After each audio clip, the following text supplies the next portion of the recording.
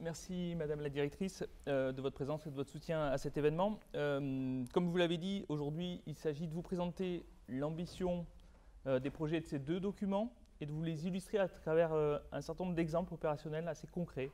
On a voulu concrets et, si possible, assez locaux. Il s'agit aujourd'hui de vous informer et non de remettre forcément en débat ce projet, puisque justement, il a eu lieu et il est issu de débats du comité de bassin, et puisque l'ouverture de la consultation et de son site internet sont finalement dédiés à récolter votre avis et effectivement à ouvrir ce débat-là. Par contre, vous aurez aujourd'hui la possibilité de poser un certain nombre de questions de compréhension sur le chat en vous inscrivant avec une adresse Google où on a créé une adresse mail temporaire qui est également mise à votre disposition, qui s'appelle forumdvm2021, tout attaché, @gmail.com, forumdvm2021@gmail.com. Alors n'hésitez pas, votre guide est là notamment pour être votre porte-parole et retransmettre à nos remarquables intervenants qui vont arriver les questions qui vous taraudent. Alors merci voilà, de ne pas hésiter à les poser. D'ailleurs, nous allons commencer par deux intervenants de haut niveau qui sont au siège de l'Agence de l'eau, Adeline Nive et Jean-Baptiste Révillon, qui sont respectivement chargés de mission planification et chargés de mission planification à la direction de la connaissance et de la planification. L'enjeu de leur présentation est de vous faire comprendre ce qu'est un SDAGE, à quoi il sert et pourquoi c'est votre document, vous, acteurs de notre territoire. Donc Adeline, Jean-Baptiste, si vous êtes d'accord avec cette mission, c'est à vous de jouer.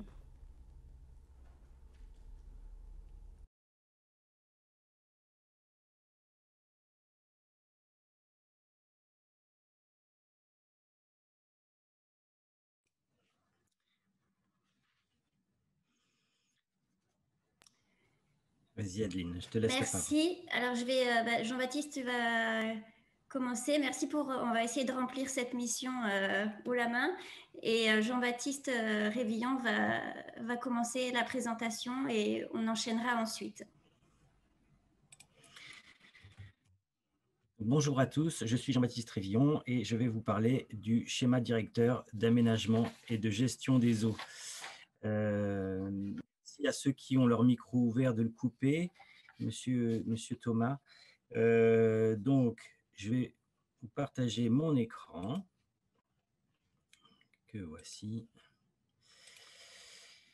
Donc, comme on vous l'a dit précédemment, le SDAGE, le schéma directeur d'aménagement et de gestion des eaux de la Seine, du bassin de la Seine et des cours d'eau côtiers normands fait l'objet actuellement d'une consultation, en même temps que le plan de gestion du risque inondation, et un peu en décalé, en même temps que le document stratégique de façade, dont la consultation va commencer dans quelques semaines. Donc, c'est une consultation sur l'ensemble des enjeux de l'eau. Pour vous resituer, je reviens à ma présentation, voilà. Pour vous resituer le contexte, donc cet exercice de planification, de mise en œuvre, d'élaboration de mise en œuvre du schéma directeur d'aménagement et de gestion des eaux découle de la directive cadre sur l'eau, qui est une directive européenne qui s'articule en plusieurs cycles successifs. Et actuellement, nous sommes à la fin du deuxième cycle, donc à la fin du SDAGE 2015, 2016, 2021, qui a été approuvé fin 2015. Aujourd'hui, nous sommes donc dans la préparation du suivant, qui est donc le troisième SDAGE de ce type et qui s'échelonnera de 2022 à 2027, donc en fixant des objectifs à ces horizons, et voire au-delà, mais ça, on vous en parlera après.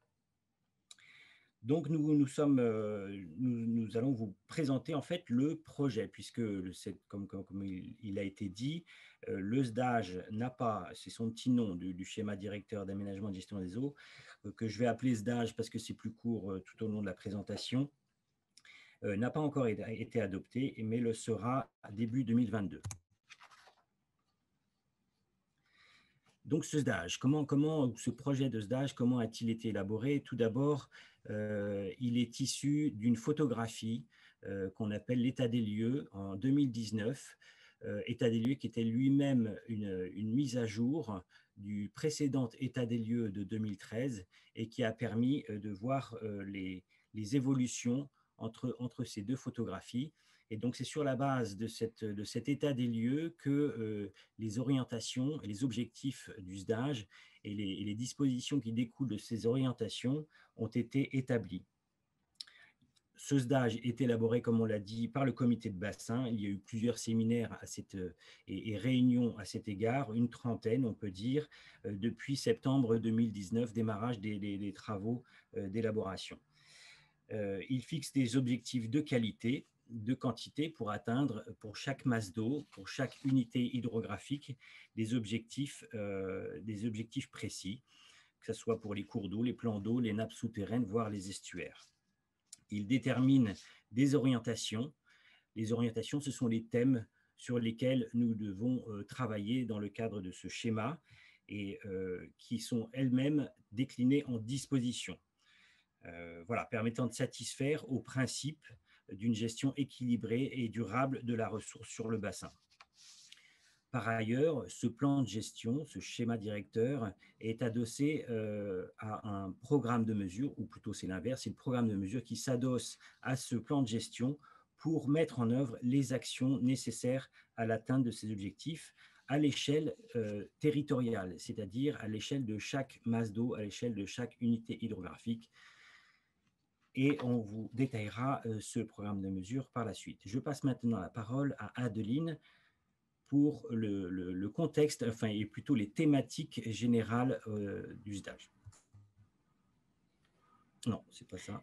Si, c'est ça. Merci Jean-Baptiste. Donc, ces documents, le SDAGE et le programme de mesure s'adressent à différents acteurs du bassin, chacun à leur niveau. Au service de l'État, puisqu'ils sont les premiers utilisateurs et les garants de la bonne application du SDAGE, notamment dans l'instruction des déclarations et des autorisations dans le domaine de l'eau. Aux collectivités, les communes, les EPCI, les syndicats de bassin versant, notamment les porteurs de SAGE, de schémas d'aménagement et de gestion des eaux, et les CLÉ, les commissions locales de l'eau, et les départements, les régions sont concernés, en particulier car les documents d'urbanisme et les SAGE doivent se rendre compatibles avec le SDAGE dans les 3 ans qui suivent son adoption. Les aménageurs également, notamment dans le cadre de la mise en œuvre du zéro artificialisation nette ou de la désimperméabilisation des sols pour infiltrer les pluies courantes. Les agriculteurs, pour réduire les pressions sur les captages d'eau potable en collaboration avec les collectivités et préserver les éléments fixes du paysage. Les industriels, par la réduction des substances dangereuses et la mise en œuvre de la séquence éviter, réduire, compenser, ou encore l'agence de l'eau qui va devoir décliner ces documents dans son programme d'intervention. Alors attention à ne pas confondre avec ce qu'on appelle le programme de mesure, là qui est adossé au SDAGE comme Jean-Baptiste a indiqué. Donc là, le programme d'intervention, le 11e programme, donc qui va être adapté au SDAGE et qui va aussi, l'agence, prioriser ses actions pour atteindre les objectifs du SDAGE. La diapositive suivante, voilà, merci. Donc, avant de rentrer dans la matière, dans le contenu du SDAGE, il faut souligner que cette politique n'a pas que des effets sur les milieux aquatiques et cela peut intéresser chacun d'entre vous. Améliorer la qualité des eaux a des effets positifs sur la santé des gens. C'est ce qu'on désigne par le terme de santé globale, qui signifie qu'une bonne santé de l'environnement contribue à une bonne santé humaine. Une eau de bonne qualité, on le perçoit bien, a un impact direct sur la santé quand on s'y baigne ou quand on la boit. Baisser les émissions de substances dangereuses pour améliorer la qualité de l'eau a aussi un effet global, par exemple sur l'air qu'on respire. Réduire les rejets de nutriments comme les nitrates, qui engendrent des déséquilibres sur les milieux marins, permet de limiter les phénomènes d'eutrophisation qui peuvent se manifester par des échouages d'algues et générer des toxines qui provoquent des maladies chez l'homme. Également, végétaliser la ville pour infiltrer l'eau de pluie est bénéfique à la santé humaine car ça permet de créer des îlots de fraîcheur. Et plusieurs études ont notamment démontré que la végétalisation de l'espace est également bénéfique pour la santé mentale comme pour la santé physique. Et je pense qu'on a tous pu un peu l'expérimenter dans la période récente. Donc, je vais repasser la parole à Jean-Baptiste pour poursuivre.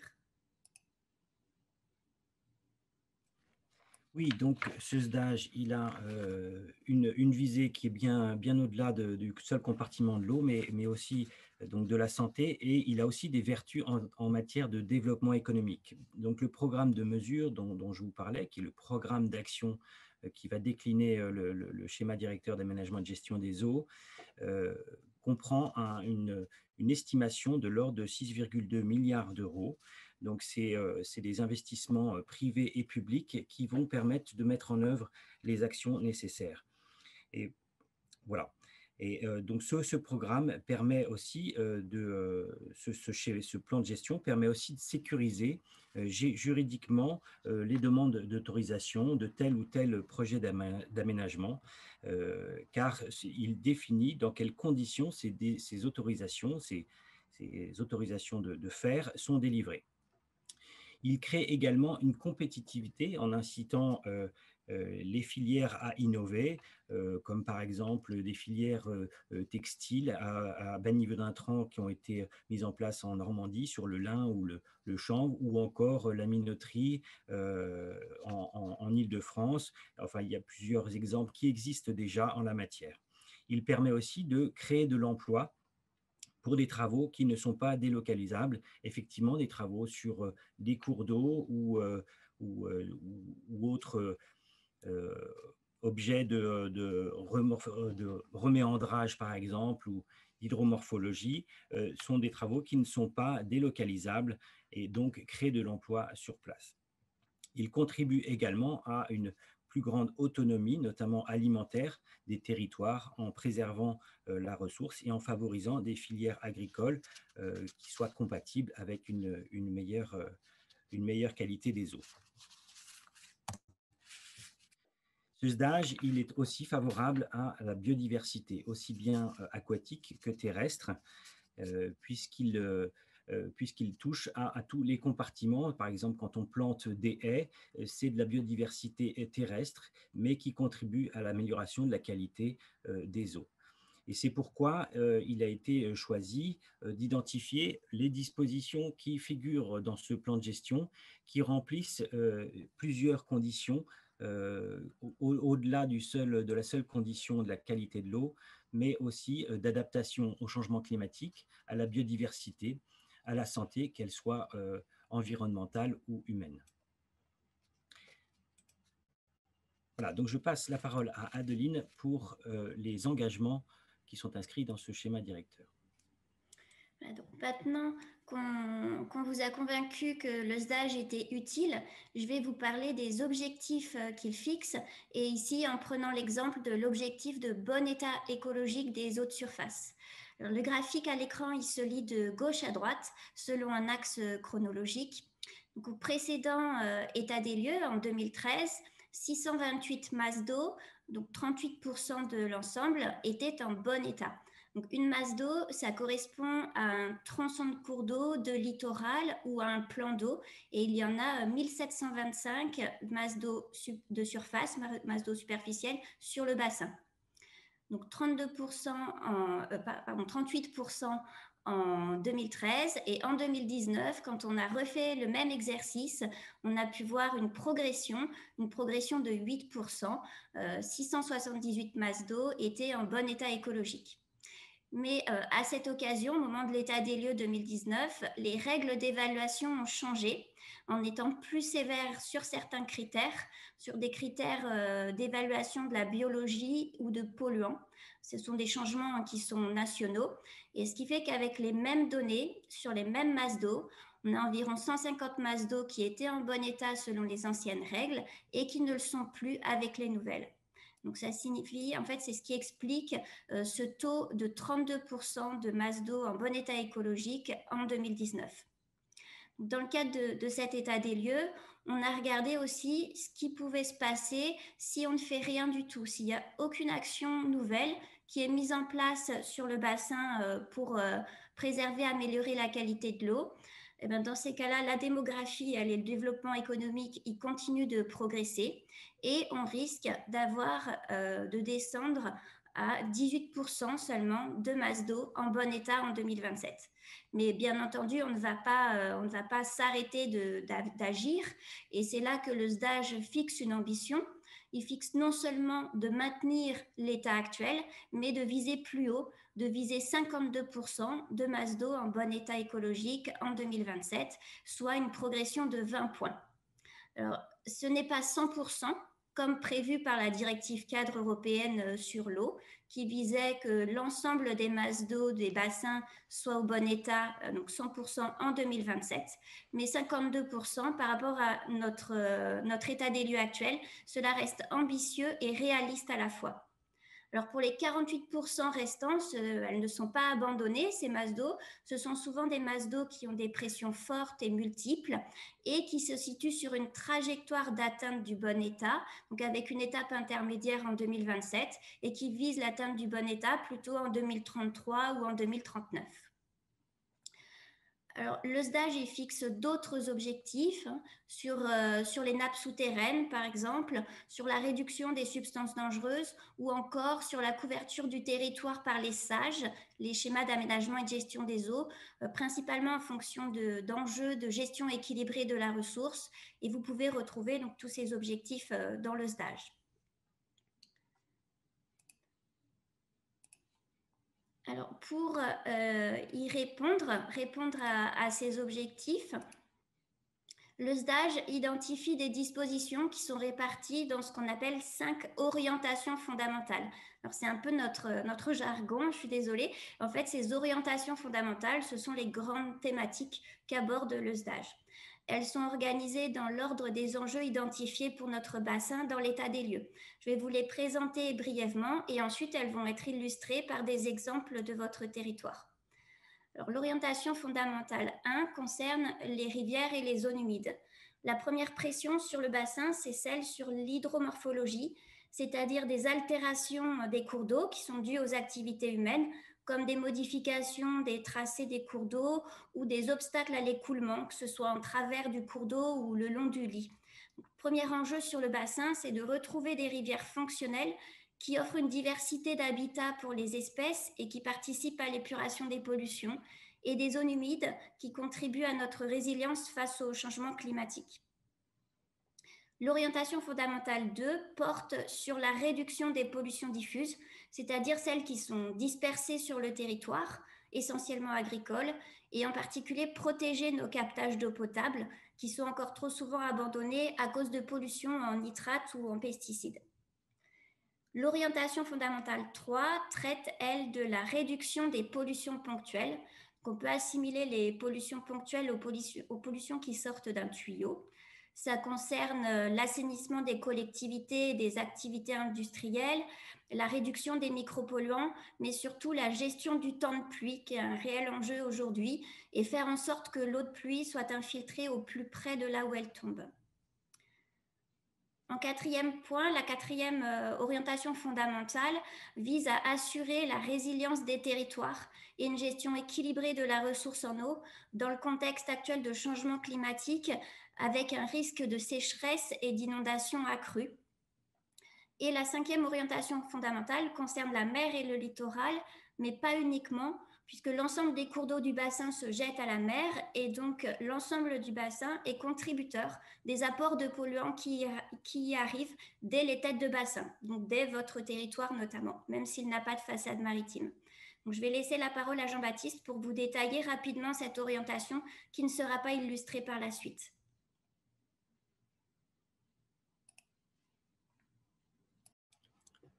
Oui, donc on vous présente la dernière orientation fondamentale en premier parce que c'est là que tout finit et donc là que tout commence. Les pollutions de notre territoire, de notre continent finissent en mer et donc c'est de là que démarrent les différentes politiques et les différentes orientations pour réduire notamment l'impact en mer. Alors, les problématiques qui se posent sur le littoral et la mer sont de différents ordres. Tout d'abord, le développement algal qui peut priver d'oxygène les organismes aquatiques. Donc, et pour cela, il convient de réduire les apports de nutriments, notamment d'azote et de phosphore. Autre problématique, ce sont les rejets directs de contaminants dans les eaux littorales qui viennent d'activités économiques, d'aires de carénage de bateaux, d'assainissement, voilà, voire même les sédiments de dragage qui permettent la circulation, notamment des péniches sur les fleuves. Il y a aussi une meilleure prise en compte du risque viral, et on est peut-être les uns et les autres amateurs de produits de la mer, et donc ce risque viral compromet l'économie de la production de ces produits-là, et donc on peut notamment agir sur les rejets pluviaux qui, par leur déversement bactérien, peuvent causer des dommages en la matière. Le quatrième enjeu, c'est bien sûr la biodiversité des estuaires, notamment par la recréation de vasières et de présalés. Voilà qu'il est important de maintenir et de restaurer pour s'adapter au changement climatique qui est maintenant reconnu par tous. Il arrive et nous allons le vivre, et donc avec différents risques, notamment sur le biseau-salé, avec la montée du niveau marin qui peut occasionner l'entrée d'eau salée, ce qu'on appelle le biseau-salé, dans les eaux douces, avec des risques de ne plus pouvoir accéder à l'eau potable en bord de mer.